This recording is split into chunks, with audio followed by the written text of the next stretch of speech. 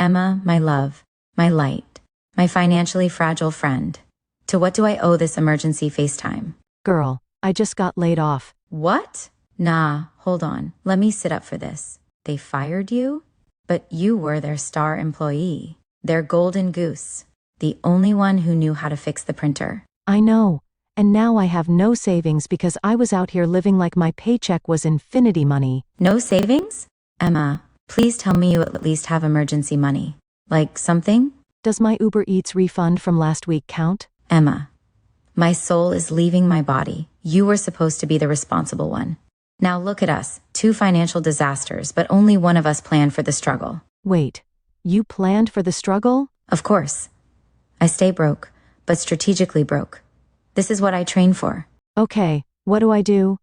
I need an emergency plan. Say less. Step 1, file for unemployment, immediately. If the government wants to give you free money, let them. We pay taxes. Might as well get a refund. Okay, filing for unemployment. What else? Step 2, pause all unnecessary expenses.